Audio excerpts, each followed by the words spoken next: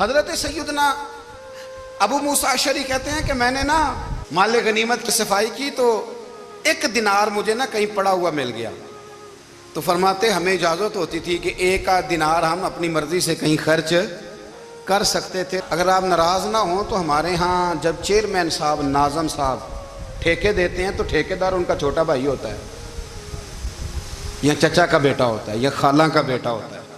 وہ خود ناظم ہوتے ہیں اور ان کا چھوٹا بھائی ٹھیکیدار ہوتا ہے، یعنی وہ نا سارا کچھ گھر کے اندر ہی رہتا ہے، گھر کے اندر ایک پیسہ دیتا ہے، دوسرا واپس اس کو واپس کر دیتا ہے، گھر کے اندر ہی۔ اب تو خیر ہمارے لوگ سمجھدار ہو گئے، ایک بندہ ایک سیاسی جماعت میں ہوتا ہے، دوسرا دوسری میں، اور تیسرا جس کی بھی حکومت آئی، حکومت تو ہماری رہے گی نا، ایک بندہ تو ہے نا اس جماعت میں۔ یہ اچھا لوگوں نے ایک طریقہ نکالا ہے۔ تو حضرت عمر کے بیٹے گزر رہا تھا تو حضرت ابو موسیٰ اشعری کہتے ہیں میں نے صفائی کی تو 1 دینار نکلا، تو میں نے وہ 1 دینار نا حضرت عمر کے بیٹے کو دے دیا۔ میں نے کہا لو بیٹا اپنے چچا کی طرف سے تحفہ۔ تو گھر جا کے انہوں نے حضرت عمر کو بتایا کہ چچا نے پیسے دیے ہیں، چھوٹے بچے تھے۔ حضرت عمر نے حضرت ابو موسیٰ اشعری کو بلا لیا اور بلا کے فرمانے لگے میں تو تمہیں اپنا دوست جانتا تھا اور تو نے میری اولاد کو ہی دنیا دار بنانا شروع کر دیا، میرے بچوں کو ہی تم نے دنیا دار پیسوں پہ لگانا شروع کر دیا، میں تو تمہیں یار سمجھتا تھا۔ فرمایا تمہیں چاہیے تھا میرے بیٹے کو نصیحت کرتے کہ بیٹا پیسوں سے رب راضی نہیں ہوتا، اس کی رضا والے کام کیے جائیں تو رب راضی ہوتا ہے۔ اور فرمایا تمہیں کوئی اور گھر نہیں ملا تھا تباہ کرنے کے لیے، میرا ہی گھر ملا تھا، اٹھاؤ اپنا دینار اور خبردار آج کے بعد میرے بچوں کے ساتھ یہ والی نیکی نہ کرنا۔ اور ہمارا کیا سٹیٹس ہے، دوستی ہے یہ اس سے جو تحفے زیادہ دے، جو بچوں کو خراب کرنے میں مدد زیادہ کرے اس کے ساتھ گرانا۔ حضرت عمر نے گھر پہ اور سب سے بڑھ کر اپنی ذات پہ توجہ کی۔ حضرت ابو مالک رضی اللہ تعالیٰ عنہ کہتے ہیں میں عمر کے پیچھے پیچھے ایک باغ میں گیا، اکثر اس باغ میں جایا کرتے تھے، اور عمر جا کے نا تو درخت کے نیچے بیٹھ گئے اور فرمانے لگے او امیر المومنین اللہ سے ڈر جا، ورنہ جس رب نے حکومت دی ہے وہ عذاب بھی بڑا دے گا، ڈر جا رب سے۔ کبھی ساری زندگی حضرت عمر نے اپنا کوئی تعارف نہیں کرایا، کبھی نہیں۔ ایک بندے نے آپ کے سامنے تعریف کر دی آپ کی تو فرمانے لگے تو خود بھی ہلاک ہوا اور مجھے بھی ہلاک کر دیا، کیا ضرورت پڑی ہے میری تعریفیں کرنے کی، اتنی دیر میری تعریف میں لگائی، اللہ کا ذکر کرتا رب تجھے ثواب دیتا، حضور پہ درود پڑھتا تو رب تیرے اوپر رحمتیں نازل کرتا، کس چکر میں ہے؟ آج جتنا اچھی کوئی خوشامد کرے اتنی اچھی وزارت ملتی ہے، جتنی اچھی اس کو جو ہے وہ چاپلوسی کرنی آیا درجہ بھی اسے اتنا ہی اچھا ملتا ہے۔ حضرت عمر فاروق رضی اللہ تعالیٰ عنہ آپ کے بیٹے کہتے ہیں، صاحب فتوح الشام نے لکھا ہے، آپ کے صاحبزادے کہتے ہیں میں نکلا تو میرے ابا جی نا اپنی پشت پر مشکیزہ رکھ کے کنویں سے پانی بھر کے آ رہے تھے، میں دوڑ کے آگے گیا، میں نے کہا ابا جی مجھے دے دے۔ فرمانے لگے بیٹا تیرا کیا خیال ہے، کوئی اور نہیں تھا مشکیزہ بھر کے لانے کے لیے، تیرا کیا خیال ہے؟ کہا ابا جی بڑے لوگ تھے پر آپ کیوں اٹھا رہے ہیں؟ فرمانے لگے نفس نا ذرا میرا بڑا ہو گیا تھا، اسے ذرا ذلیل کر رہا ہوں، ذرا اپنا محاسبہ کر رہا ہوں، یہ مجھے کہہ رہا تھا تو بڑی چیز ہے، تو میں نا ابھی مشکیزہ گھر رکھ کے آؤں گا، پھر تیری ماں نے مجھے کہا ہے کہ گھر میں لکڑیاں کوئی نہیں جلانے کے لیے، پھر میں جنگل سے لکڑیاں کاٹ کے لاؤں گا، امیر المومنین بن کے نا تو میرا نفس تھوڑا بڑا ہو گیا۔ اب یقین کریں ہمارا آزما خراب ہو جاتا ہے جب تک ہمارا تعارف صحیح نہ ہو، ہمارا تعارف ٹھیک نہ ہو، میں یہ ہوتا ہوں میں وہ ہوتا ہوں، چھوڑ مٹی دیں تے مٹی رہنا ہی، مٹی دیں تے مٹی دیں تے مٹی رہنا ہی، ایویں کادی بلے بلے اج مٹی دے اتے بندیا تے کل مٹی دے تھلے، مٹی دیں تے مٹی رہنا ہی، کادی بلے، مجھے پوچھ لو مجھے جان لو میرا نام لے لو، میں بھی آیا ہوں، میں بھی ہوتا ہوں، میرا بھی یہ تذکرہ ہے۔ جس کو اپنا تعارف کرانا پڑ گیا اس سے بھی زیادہ کمزور کوئی ہے، فوٹو میں دکھاتا پھرتا ہے فلانے کے ساتھ فوٹو، فلانے تو کمزور بندے یہ کام کر۔ حضرت عمر فاروق اللہ اکبر، حضرت عمر جیسا بندہ 24 لاکھ مربع میل کا حکمران، اور شاہ روم کو خط لکھ کے کہتا ہے میں منت نہیں کرتا میں حکم دیتا ہوں، اتنا تگڑا بندہ۔ جنگ قادسیہ کے لیے حضرت سعد بن ابی وقاص کو بھیجا، فتوح الشام پڑھ کے دیکھیں، حضرت عمر بڑے پریشان ہیں، اتنے دن ہو گئے کوئی رپورٹ ہی نہیں آئی، اب تو موبائل ہے نا تو 1 منٹ کی رپورٹ لیں آپ، بلکہ آپ 1 منٹ کی فوٹو لیں، آپ رپورٹ تو دور رہ گئی۔ حضرت عمر فاروق رضی اللہ تعالیٰ عنہ بڑے پریشان ہیں کہ قادسیہ میں حضرت سعد بن ابی وقاص کے ساتھ لوگ جہاد کرنے گئے، رپورٹ کوئی نہیں آ رہی، اتنے پریشان تھے کہ باہر نکل کے نا اس رستے پہ بیٹھ جاتے جو رستہ قادسیہ کی طرف سے آتا تھا. جو بھی آتا جاتا پوچھتے جنگ کے کیا حالات ہیں. ادھر جب اللہ نے فتح دے دی نا تو حضرت سعد بن ابی وقاص رضی اللہ تعالیٰ عنہ نے نا ایک قاصد کو خط دے کے بھیجا. کہنے لگے عمر کے پاس جاؤ, انہیں اطلاع دو کہ الحمدللہ اللہ نے اسلام کو فتح عطا کر دی. یہ حضرت عمر کو جا کے دینا. وہ بڑے پریشان ہوں گے. وہ جو اس زمانے میں اس طرح ہوتا تھا کہ کئی دور دور سے صحابہ جو دوسرے شہروں کے ملکوں کے رہنے والے ہوتے تھے وہ بھی آ کے شامل ہو جاتے تھے جہاد میں. کوئی ایک دفعہ مدینے آیا, کوئی 2 دفعہ آیا, پھر اپنے اپنے علاقوں میں. بہت سارے لوگوں نے زیادہ دفعہ حضرت عمر کو دیکھا بھی نہیں تھا. وہ جو قاصد خط لے کے آیا تھا نا اس نے 1 دفعہ دیکھا تھا. حضرت عمر بوڑھے ہو گئے, وہ پہچانتا نہیں تھا. ادھر سے وہ خط لے کے آ گیا. حضرت عمر مدینے سے باہر نکل کے اس روڈ پہ بیٹھے تھے جو قادسیہ سے آتا تھا. جب وہ اس آدمی کو آتے دیکھا تو حضرت عمر اٹھ کے کھڑے ہو گئے, فرمانے لگے قادسیہ سے آ رہے ہو؟ وہ کیا کہتا ہے؟ پھٹے پرانے کپڑے, ٹوٹے ہوئے جوتے, سر پہ پرانی پگڑی. کہنے لگے غلام مدینے کے رہنے والے ہو؟ حضرت عمر کہنے لگے ہاں مدینے کا ہوں. کہا میں قادسیہ سے آیا ہوں, الحمدللہ اللہ نے اسلام کو فتح دے دی ہے, الحمدللہ کفر کی کمر ٹوٹ گئی ہے. اس نے یہ بات کر کے تو گھوڑے کو ایڑی لگائی, گھوڑا دوڑنے لگا مدینے کے. حضرت عمر بھی ساتھ ساتھ دوڑ رہے. فرمانے لگے اچھا بتاؤ خالد بن ولید کا کیا حال ہے؟ تھوڑا آگے جا کے فرمانے لگے اسامہ بن زید کیسے ہے؟ وہ کہتے ہیں ٹھیک ہے. پھر اس نے اور گھوڑا, عمر ساتھ ساتھ دوڑ رہے ہیں, ساتھ ساتھ. 24 لاکھ مربع میل کا حکمران, ایک جوتا پیر سے نکل گیا, عمر دوڑ رہے ہیں. آگے جا کے پوچھتے ہیں سعد بن ابی وقاص کا کیا حال ہے؟ کہا حضور وہ بھی ٹھیک ہے. کتنے لوگ میرے شہید ہو گئے مسلمانوں میں سے؟ کہنے لگا صحیح گنتی کا نہیں پتا, یہ لفظ ادا ہوتے ہوتے مدینے کی سرحد آ گئی. لوگوں نے عمر کو گھوڑے کے ساتھ دوڑتے دیکھا تو کہا امیر المومنین کیوں دوڑ رہے ہیں؟ وہ غلام چھلانگ لگا کے نیچے آیا, قدموں میں بیٹھ گیا. کہنے لگا حضور آپ نے بتایا ہی نہیں آپ امیر المومنین ہیں. آپ فرمانے لگے کیا بتاتا؟ میں تو اونٹ چلانے والے کا پتر ہوں, کیا بتاتا؟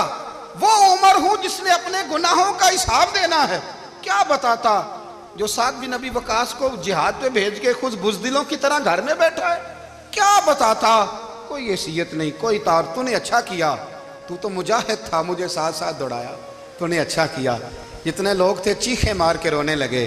حضرت فاروق اعظم سے کہنے لگے عمر جب تک تیرے جلوے رہیں گے اللہ کامیابیاں ہی عطا فرمائے گا, جب تک تیرا رنگ رہے گا اللہ تعالیٰ نوازتا ہی رہے گا. کچھ نہیں کبھی اپنا آپ ظاہر ہی نہیں کیا.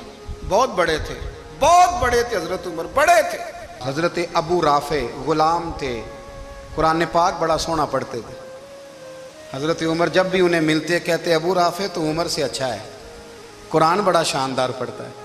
تو وہ کہتے حضور اگر میں قرآن صحیح پڑھتا ہوں تو آپ کو قرآن کی تشریح زیادہ صحیح آتی ہے, آپ بھی تو مجھ سے افضل ہیں. تو آپ فرماتے نہیں پھر بھی تو مجھ سے افضل ہے. کیوں؟ اس لیے کہ تو اپنے آقا کی نوکری بھی ٹھیک کرتا ہے اور رب کی عبادت بھی ٹھیک کرتا ہے, اور مجھے خالص صرف عبادت کرنی ہوتی ہے وہ بھی ٹھیک نہیں کر پاتا.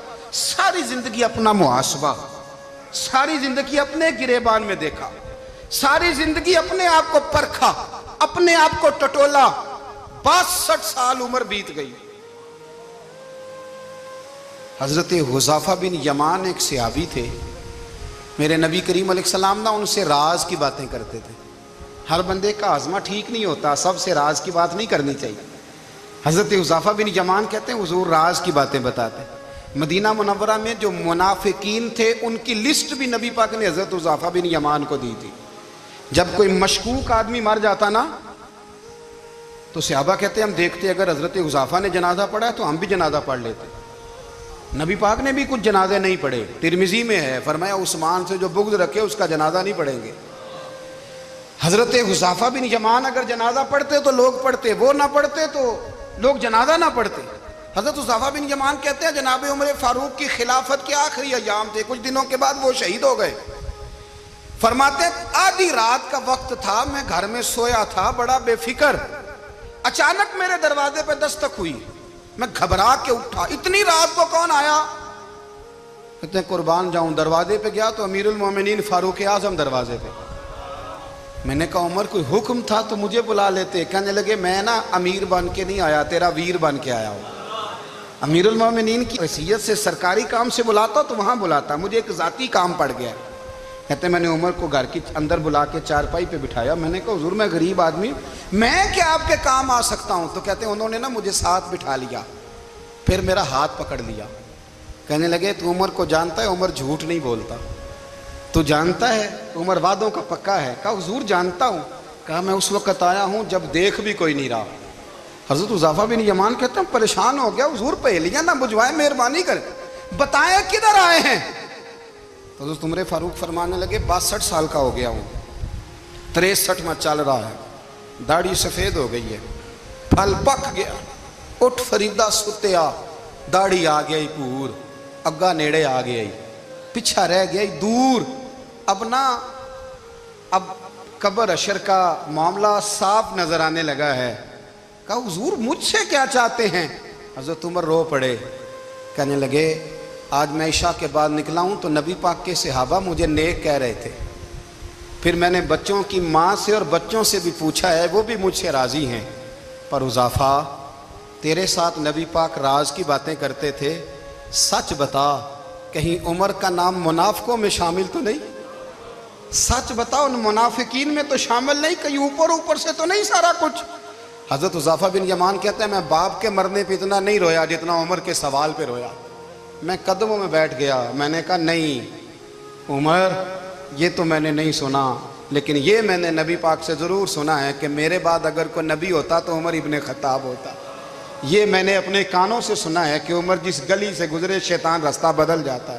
یہ میں نے اپنے کانوں سے سنا ہے کہ 950 سال حضرت جبریل جناب عمر کی شان بیان کریں تو پھر بھی بیان نہیں ہو سکتا، یہ میں نے ضرور سنا۔ دوستو ساری زندگی حضرت عمر نے اگر دوسروں کا محاسبہ کیا تو اپنا اور اپنے بچوں کا بھی کڑا خیال رکھا، اپنی ذات پر بڑی توجہ دی۔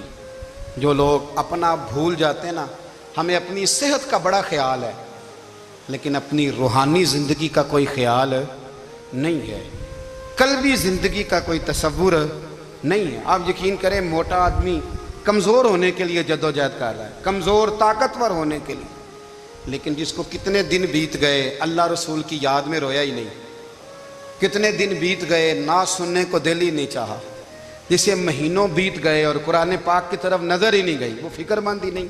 زندگی زندہ دلی کا نام ہے، مردہ دل کیا خاک جیا کرتے ہیں؟ بھائی حضرت عمر کی زندگی دور حاضر میں ہمیں یہ سبق دیتی ہے کہ کڑی نگرانی رکھو اپنے پودوں کی، کڑا خیال رکھو اپنے ذاتی باغ کا، اور یہ جو تمہارے دل کی دنیا ہے یہ تمہاری روح کی زندگی ہے، اس کا محاسبہ کرتے رہو۔ نبی کریم علیہ السلام نے فرمایا اپنا حساب خود کر لو قبل اس کے کہ تمہارا حساب کیا جائے۔ اپنا حساب، ہم ساری دنیا کا حساب کرتے پھرتے ہیں، کوئی کہاں سے کماتا ہے کہاں کھاتا ہے، پر اپنا حساب حضور نے فرمایا حساب کر لو قبل اس سے کہ تمہارا حساب۔ مولا علی فرماتے ہیں نماز پڑھ لو قبل اس کے کہ تمہاری نماز پڑھی جائے۔